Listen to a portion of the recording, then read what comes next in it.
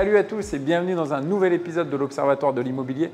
Aujourd'hui, on va analyser le marché grenoblois avec maître Clément Dubreuil. Salut Clément. Salut Alex. Ça va? Ça va et toi? Ouais, super. Écoute, je suis content de te retrouver donc ici à Grenoble, dans le Jardin des Plantes. Exactement. Alors, quel est le secteur géographique que tu as analysé? Aujourd'hui, je vais te présenter les chiffres du marché grenoblois. Ok. Donc, on va voir le marché immobilier de Grenoble intramuros. Ok, ça marche. Bon, écoute, on y va.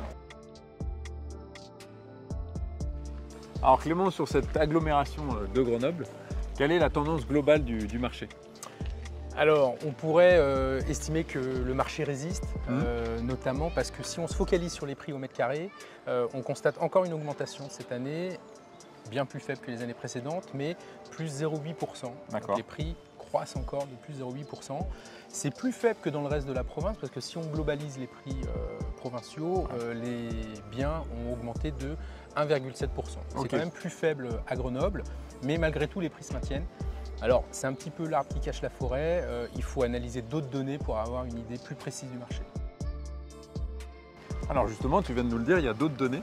C'est quoi les autres données du coup à interpréter? Alors, je pense que ce qui est symptomatique, c'est le volume des ventes. Ok. L'année dernière, on avait relevé qu'on avait 20% de ventes en plus. Cette année, on a 21% de ventes en moins sur Grenoble. À quoi c'est dû ça, cette baisse des volumes de vente? Essentiellement, tout le monde le sait, c'est le marché des prêts bancaires. Les conditions d'octroi sont rendues plus difficiles en 2023. Les banquiers sont plus frileux. Les volumes de prêts à l'habitat ont chuté de 40% sur un an. Ça veut dire qu'on a fait moins 40% de prêts par rapport à l'année dernière, c'est ça? C'est ça, en volume. En millions d'euros sur la France. Après, c'est différent, mais voilà. Et en même temps, les taux, donc ça veut dire que les banquiers ont moins prêté, et en même temps, les taux ont quasiment doublé sur la même période. Donc forcément, on a moins de candidats acquéreurs, on a moins de ventes et les volumes s'effondrent. Alors Clément, comment ça se traduit tout ça par rapport au profil des acquéreurs? Est-ce que ce sont globalement les mêmes personnes qui ont emprunté ou est-ce que c'est des gens un petit peu différents par rapport à… Non, alors là, la typologie des acquéreurs, elle est en train de changer. Déjà en 2023, on s'est aperçu qu'il fallait avoir un apport pour acheter, on vient de le dire, avec la difficulté d'obtenir un prêt immobilier, il faut un apport. Donc comme il faut un apport plus important, on a des acquéreurs qui sont plus âgés. Depuis ces dernières années, souvent l'âge des acquéreurs baissait et là cette année, il augmente. L'âge médian est de 41 ans désormais. Donc il y a une vraie modification à ce titre-là. Du coup, est-ce que les primo-accédants ont encore eu leur place sur le marché?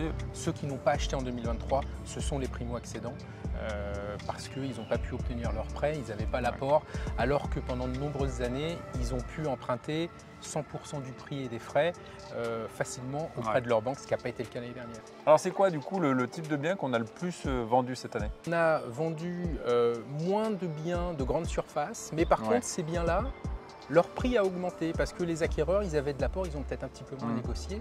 Ce n'étaient pas des primo-accédants.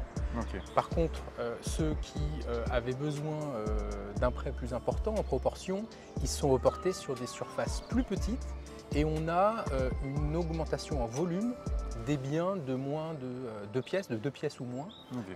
C'est les biens qui sont le plus vendus. Et en même temps, ces biens-là, leur prix s'est fortement contracté d'à peu près 7%. D'accord, parce que c'est des gens qui avaient moins d'apport et qui ont peut-être fait une négociation plus forte aussi sur ces biens-là. Du coup, les investisseurs, est-ce qu'ils ont été aussi présents sur ce marché ou est-ce que, comme les primo-accédants… Ils sont en fort recul, les investisseurs. Alors c'est lié peut-être à la conjoncture nationale, on a parlé du DPE. Le DPE, c'est les performances énergétiques des biens qui, lorsque justement elles ne sont pas au rendez-vous, nous empêchent de louer notre bien. Donc quand on est investisseur, évidemment, ça bloque l'opération. Il faut faire des travaux, c'est plus cher, c'est moins rentable. J'y vais pas, je ne vais pas investir. Mais c'est aussi dû à des raisons plus proches de nous et l'augmentation de la taxe foncière dans l'agglomération.